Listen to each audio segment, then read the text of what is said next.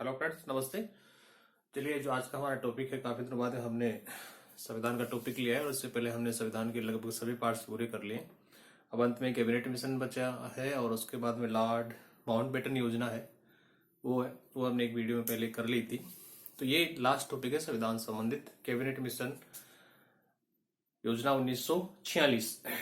इसकी हम बात कर लें तो मैं आपको थोड़ा सा इसका बैकग्राउंड बता देता हूँ कि क्या है क्या नहीं है। पीछे मैंने बोर्ड साइड पर लिख भी रखा है। तो ये जो मार्च 1946 में इस योजना को लाया गया और इसके 3 सदस्य थे और उन 3 सदस्यों को ब्रिटिश गवर्नमेंट ने अधिकृत किया था। इसका जो मुख्य उद्देश्य हम बात करें, कैबिनेट मिशन जो था उसके जो उद्देश्य हैं उसकी हम बात कर लें तो इसका जो सामने वाला प्रत्यक्ष जो उद्देश्य था वो तो ये था कि भारत में संविधान सभा का गठन किया जाना चाहिए। संविधान सभा कैसी होनी चाहिए। इसके अलावा जिसका गौण उद्देश्य था, जो जिसे हम इनडायरेक्टली प्रपंच कह सकते हैं ब्रिटिश का, वो था कि भारत का विभाजन करना था। ये प्रोसेस हम देखें तो देखिए हमारे सामने सबसे पहले कैबिनेट मिशन योजना 1946, ठीक है। ये कब आई? ये आई 24 मार्च 1946 को। कब आई? 24 मार्च 1946 को। सदस्य इसके 3 सदस्य थे। कितने सदस्य थे? केवल 3 सदस्य थे। इसमें 3 सदस्य जो थे उनकी हम बात कर लें तो देखो, जो सबसे पहला सदस्य था लॉर्ड पैट्रिक लॉरेंस, ठीक है। लॉर्ड पैट्रिक लॉरेंस, जिसको अध्यक्ष भी बनाया गया। किसका? कैबिनेट मिशन का अध्यक्ष बनाया गया। सर स्टेफर्ड क्रिप्स ये थे। और जो 3rd नंबर के थे वो थे एवी एलेक्जेंडर, ठीक है ना। इसकी रिपोर्ट 24 मार्च 1946 को ब्रिटिश संसद के द्वारा ये कैबिनेट मिशन बनाया गया, वहां से आया। फिर इसने अपनी रिपोर्ट भारत में आने के बाद, भारत में कब आया? 24 मार्च 1946 को। और इसने भारत में सर्वेक्षण किया, कहे या देखा, समझा कि हमें किस प्रकार से संविधान सभा का गठन करना है, बताना है। फिर इसकी रिपोर्ट कब दी गई? 16 मई 1946 को। कब दी गई? 16 मई 1946 को इसकी रिपोर्ट ब्रिटिश गवर्नमेंट को दी गई या ईस्ट इंडिया कंपनी को सुपुर्द की गई। इसका जो उद्देश्य था वो हमने बात की, संविधान सभा गठन करना था। इसका गौण उद्देश्य क्या था? गौण उद्देश्य मतलब छुपा हुआ उद्देश्य जो दिखाई नहीं दे रहा था, वो था भारत का विभाजन। और मेन उद्देश्य तो यही था ब्रिटिश गवर्नमेंट का, ब्रिटिश ईस्ट इंडिया कंपनी का, कि हम क्या करेंगे, जाते जाते अगर हम इनको स्वतंत्रता देते हैं तो हम ये काम ये भी कर जाएंगे, नेक काम, कि भारत का विभाजन कर देंगे। कुल सदस्य, अब यहाँ कुल सदस्यों की बात आ रही है तो मैंने इसमें राइट डाउन नहीं किया। तो कुल सदस्य हैं वो किए गए हैं यहाँ संविधान सभा के लिए। जो 389 सदस्य हैं वो किसके लिए बनाए गए हैं? संविधान सभा के लिए। मतलब जो संविधान सभा है उसमें जो टोटल नंबर ऑफ कैंडिडेट होंगे वो कितने होंगे? 389। कितने सदस्य होंगे? 389 होंगे। और 389 सदस्यों का जो आंकड़ा है, डेटा है, वो ऐसे लिया गया कि प्रत्येक 10 लाख पर, कितने लाख पर? 10 लाख पर एक सदस्य को चुना जाएगा, निर्वाचित किया जाएगा, ठीक है। अब देखो, इसका निर्वाचन किया गया तो जो निर्वाचन की जो रिजल्ट निकला वो क्या था, तो किस प्रकार से उनको बांटा गया। जो प्रांतीय विधानमंडल थे उनमें से कितने चुने जाएंगे? निर्वाचित सदस्य कितने चुने जाएंगे? 292 सदस्य चुने जाएंगे। कितने सदस्य चुने जाएंगे? 292 सदस्य चुने जाएंगे। देशी रियासतें हैं वो कितनी? वहां से कितने सदस्य चुने जाएंगे?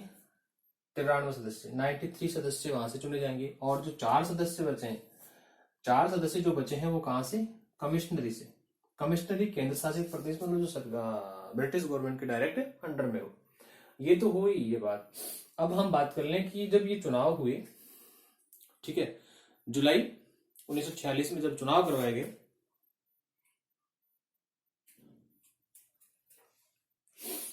जुलाई 1900, या हम लिखें जुलाई 1946 में चुनाव करवाए गए, ठीक है ना। अब चुनाव का जो रिजल्ट था वो अलग ही निकला।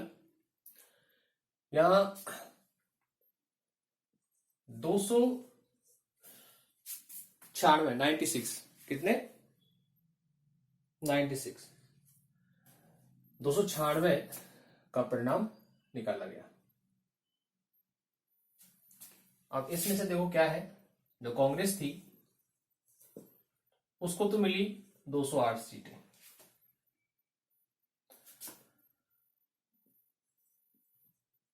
मुस्लिम लीग थी, इसको मिल गई 73 सीटें। और जो निर्दलीय थे,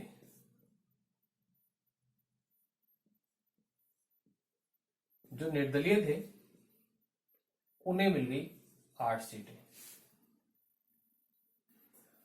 और 7 पार्टियां और थी, 7 दल और थे, इनको मिली 1-1 सीटें। मतलब प्रत्येक दल को कितनी सीटें मिली? 1-1, तो कितनी हो गई? 7। ठीक है।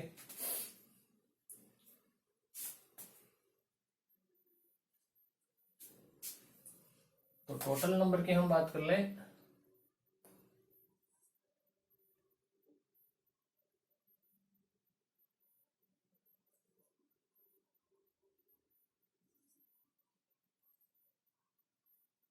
ठीक है, इन पर क्या करवाए गए? चुनाव करवाए गए, इन पर चुनाव हुए और 296 सदस्य निर्वाचित किए गए।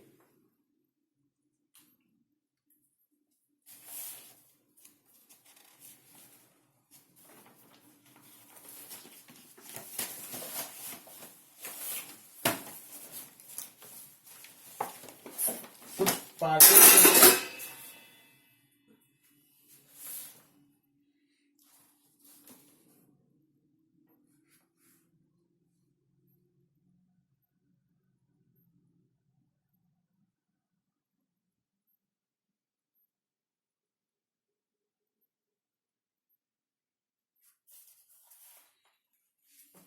तो देखिए इसमें फिर होता क्या है, जो यहां मुस्लिम लीग है उसको कितनी सीटें मिली? 73 सीटें मिली मुस्लिम लीग को। कहने का मतलब अल्पमत। तो फिर इसने क्या कर दिया, अगस्त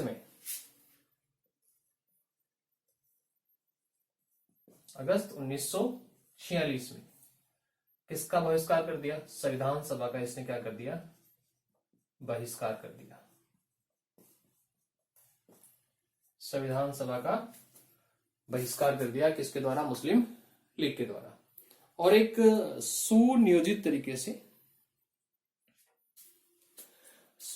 तरीका मतलब कहें कि 16 अगस्त 1946 मुस्लिम लीग के द्वारा 16 अगस्त 1946 को एक दिवस मनाया गया। 16 अगस्त 1946 को एक दिवस मनाया गया, किसके द्वारा? वो याद रखें आप, मुस्लिम लीग के द्वारा, जिसका नाम रखा गया प्रत्यक्ष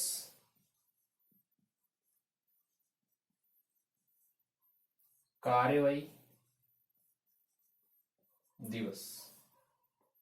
प्रत्यक्ष कार्यवाही दिवस कहने का मतलब इस 16 अगस्त को क्या क्या करवाए गए?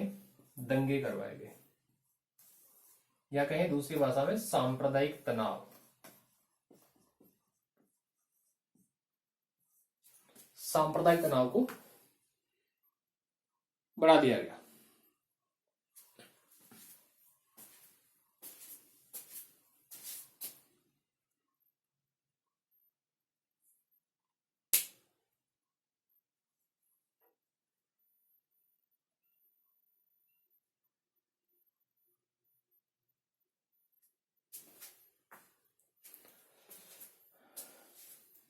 आप इसका स्क्रीनशॉट भी ले सकते हैं या इसको लिख भी सकते हैं। मैं इसको एक बार फिर से रिपीट कर देता हूं आपके सामने।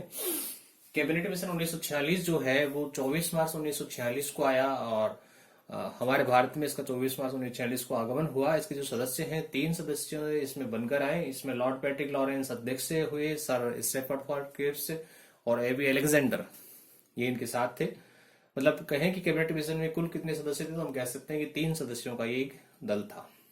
रिपोर्ट, जब ये तीनों सदस्य भारत आए, उन्होंने सर्वेक्षण किया और इसके बाद में 16 मई 1946 को उन्होंने अपना अपनी जो रिपोर्ट है वो ब्रिटिश गवर्नमेंट तक पहुंचाई।